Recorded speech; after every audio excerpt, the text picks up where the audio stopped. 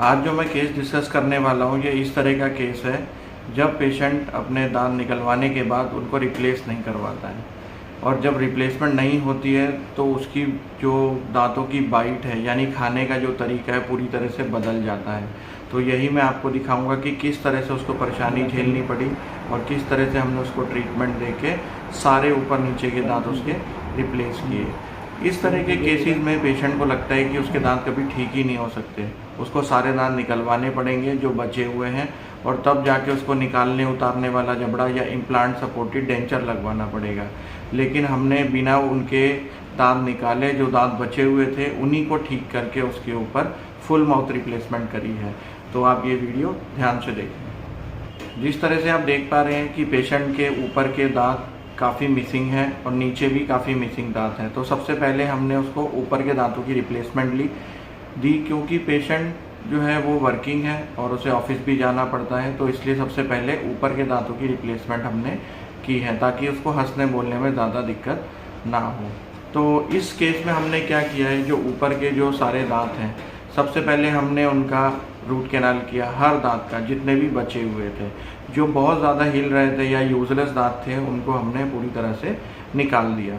निकालने के बाद हम उस दौरान जब हमने दांत निकाला और जब तक जख्म भरता तब तक हमने उसके बाकी बचे हुए दांतों का रूट कैनाल करना शुरू कर दिया। रूट कैनाल करने के बाद हमने उसके दांतों की कटिंग की, जिसको क्राउन प्रिपरेशन बोलते हैं। क्राउन प्रिपरेशन मतलब जैसे आपका ये दांत है, मैं उसको शेप करूँगा ताकि कैप उसके ऊपर आराम से फिट हो जाए। एक बार हमने क्राउन प्रिपरेशन उसकी कर दी, एयर रोटर से मशीन जो आपने देखी होगी जिसको आप लोग कॉमनली ड्रिल बोलते हैं, उसी से हमने उसको क्राउन प्रिपरेशन किया। क्राउन प्रिपरेशन होने के बाद हमने पेशेंट का नाप लिया। नाप लेने के बाद 1 से 2 दिन में वो ट्रायल जो है लैब से बनकर आ जाता है। तो ट्रायल आप देखिए कुछ इस तरह का दिखता है, पूरा मेटल का बना हुआ होता है। ये डिपेंड करता है कि पेशेंट दांत कैसे लगवा रहा है। जैसे कि उसको PFM क्राउन चाहिए तो मेटल का ट्रायल आएगा।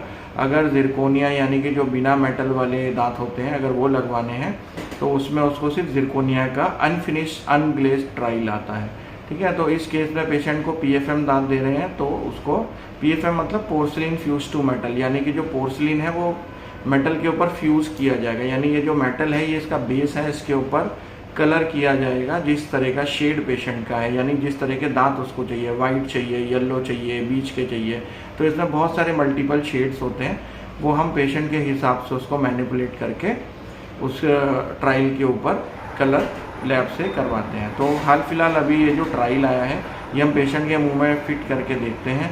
ट्रायल हमने एक बार ले लिया, उसके बाद हम उसका बाइट रजिस्ट्रेशन करते हैं। बाइट रजिस्ट्रेशन करना क्यों ज़रूरी है? अगर आप भी दांत लगवा रहे हैं और बाइट रजिस्ट्रेशन नहीं करवा रहे हैं तो आगे जाके प्रॉब्लम होगी, क्योंकि अगर बाइट रजिस्ट्रेशन नहीं होती है तो जब हम नीचे के दांत बनाएंगे तो वो दोनों बराबर से बैठेंगे नहीं, इसलिए बाइट रजिस्ट्रेशन बहुत इंपॉर्टेंट है।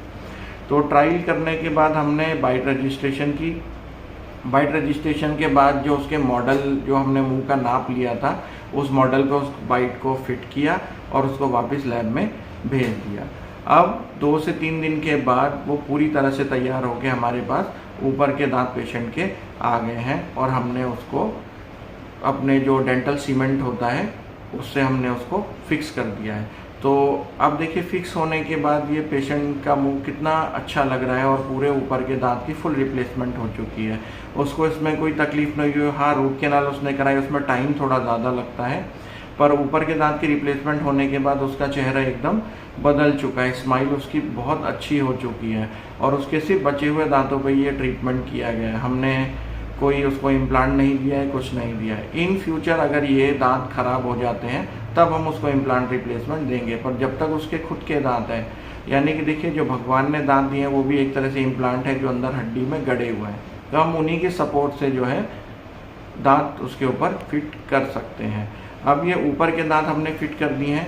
सेम इसी तरीके से हमने उसका नीचे का भी ट्रीटमेंट किया। पहले सभी दांतों की रूट कैनाल की जो नीचे बचे हुए थे, उसके बाद हमने उसको क्राउन प्रिपरेशन किया, वही जो मैंने आपको बताया था कि मशीन से उसको कट किया।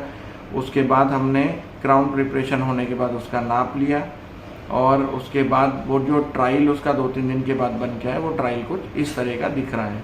ये भी सेम वैसे ही ट्रायल है PFM का, जिसमें मेटल का पूरा बेस है और इसके ऊपर भी सेम वैसा ही कलर लगेगा जैसे ऊपर के दांत हमने दिए थे, क्योंकि मैचिंग कलर देंगे। पेशेंट फुल रिप्लेसमेंट के लिए जा रहा है तो ऊपर नीचे का कलर बिल्कुल एक जैसा होगा। उसके बाद हम ये ट्रायल लिया। ट्रायल के बाद फिर से बाइट रजिस्ट्रेशन करना है हमको, क्योंकि ऊपर के दांत अब लग चुके हैं तो नीचे के दांत जो बनेंगे वो ऊपर के दांतों के हिसाब से बनेंगे, ताकि पेशेंट को खाने में कोई परेशानी ना हो। एक बार ट्रायल हो गया, हमने कलर ले लिया, लैब में उसको भेज दिया, तो लैब से ये फाइनल प्रोडक्ट बन के आया है जो हमने पेशेंट के मुंह में अब फिट करना है। अब पेशेंट 2-3 दिन के बाद आता है, वो पहले से खुश है क्योंकि उसके दांत ऊपर के लग चुके हैं। नीचे के दांत अब उसको हम लगाएंगे आज। तो ये देखिए इस तरह से हमने ये दांत फिट कर दिए हैं। अब दोनों ही दांत आप देखिए ऊपर नीचे पूरी तरह से फिट हो चुके हैं। फुल आर्च रिप्लेसमेंट हो चुका है, ऊपर भी नीचे भी, और बाइट में भी वो आराम से खाना खा पाएगा और पेशेंट देखने में भी सुंदर लगेगा और खाना भी खा पाएगा, और उसका जो गाल पिचक गए थे वो भी थोड़े से फूल जाएंगे, यानी एस्थेटिकली वो बहुत अच्छा दिखेगा और फंक्शनली वो काम भी करेगा। तो ये था एक असली केस जो मैंने आपसे डिस्कस किया। तो इसमें ध्यान देने वाली बात यह है कि कई बार पेशेंट कम दांत होने की वजह से सोचते हैं कि मुझे ये सारे निकलवाने पड़ेंगे और फिर मुझे नए दांत लगेंगे, तो ऐसा नहीं है। इस केस में हम इनको निकालने चढ़ाने वाले दांत हैं वो भी दे सकते थे, लेकिन उसको थोड़ा सा आपको सीखना पड़ता है। अगर आप उसे सीख नहीं पाए तो वो पानी में ही पड़े रहते हैं, उसको पेशेंट बहुत कम यूज़ करता है। जो केस हमने किया है ये फिक्स प्रोस्थेसिस है, यानी इसको निकालने की ज़रूरत नहीं है, पेशेंट इनसे आराम से खा सकता है। और जब ये पूरी प्रोस्थेसिस कभी ख़राब हो जाएगी, जब भी ख़राब होगी, क्योंकि पेशेंट को आगे क्या डिजीज़ होने वाली हमें नहीं पता, हो सकता है किसी को डायबिटीज़ हो जाए, किसी को बोन डिजीज़ हो जाए, उसके दांत लूज़ हो जाए, तब जब ब्रिज गिरेगा तो उसके बाद हम डिसाइड करेंगे कि हमें आगे इम्प्लांट सपोर्टेड डेंचर देना है या रिमूवेबल डेंचर देना है। उस हिसाब से हम पेशेंट का ट्रीटमेंट प्लान करेंगे, बट वो आगे देखा जाएगा। अभी हाल फिलहाल के लिए ये अच्छे से फिक्स हो चुके हैं, रूट कैनाल हो चुकी है, तो पेशेंट को अभी कोई प्रॉब्लम होने वाली नहीं है।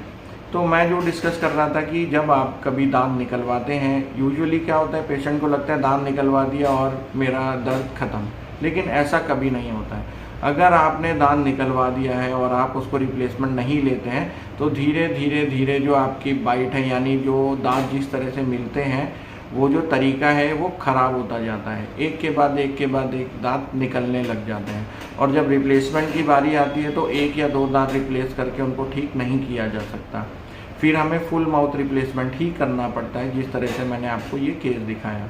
तो हमेशा ध्यान रखें, जब भी आप दांत निकलवाते हैं या दाढ़ निकलवाते हैं तो उसकी रिप्लेसमेंट तुरंत करवाएं, क्योंकि इन फ्यूचर जब आप जाएंगे तो फुल माउथ ट्रीटमेंट जो है वो थोड़ा लंबा भी चलता है, क्योंकि रूट कैनाल करने में टाइम बहुत लग जाता है। मान लीजिए 10-12 दांत हैं तो उनको कंप्लीट करने में कम से कम महीना भर खर्च हो जाता है। कई बार उसमें पेन है, कभी कुछ है, कभी कोई दांत रेस्पॉन्ड नहीं कर रहे ट्रीटमेंट को, तो इट टेक्स टाइम। तो आप समय रहते उन दांतों को सेव कीजिए, जो आपने निकलवाए हैं उनको रिप्लेस कराइए। और अगर ये चीज़ आप नहीं कर पाए हैं किसी वजह से, तो अब आप रिप्लेसमेंट ले सकते हैं। जिस तरह से मैंने आपको ये केस दिखाया, ये बहुत ही सिंपल है, बस थोड़ा टाइम टेकिंग है, लेकिन जो लास्ट में रिजल्ट आता है वो आपके सामने है। मैं हूं डॉक्टर जायसवाल और आप देख रहे हैं बेसिक डेंटल सॉल्यूशन। इसी तरह के केसेस देखने के लिए सब्सक्राइब करें मेरा चैनल और बेल आइकन ज़रूर दबाएं। मिलते हैं अगले वीडियो में। Thanks for watching.